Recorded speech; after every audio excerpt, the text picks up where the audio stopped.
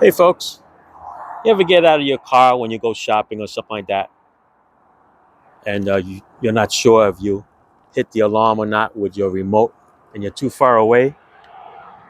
Then you have to walk all the way back to your car. And how many people stand right up next to the car and then put the beeper to it and set the alarm on or off? Right? You walk up to the car and you beep it. Okay. Then you have to walk back. Did you know there's a trick out there? Some people call it witchcraft, BS, hogwash, you name it. But believe me, it works.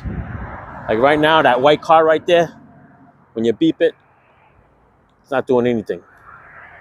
Okay? You're too far away. But you know what you do? If you take it, the beeper, and you put it underneath your chin, it uses your chin as an antenna.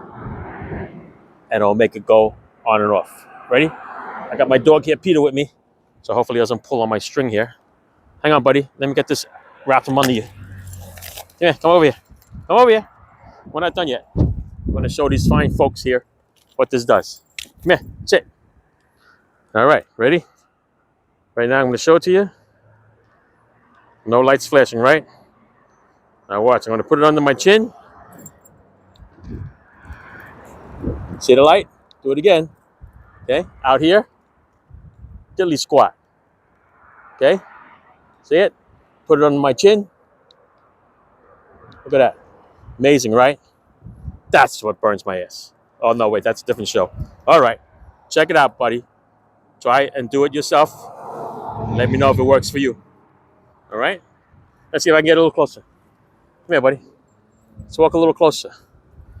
Maybe over here. Let's see if it works. Stop. I don't want you in the street. Peter, hang on. No, still doesn't work, okay? Put it under my chin. Look at that. Amazing. Just imagine how many steps that you save from walking back to set your alarm. All right, people. Thanks for watching. Ciao. And Kathy, it works.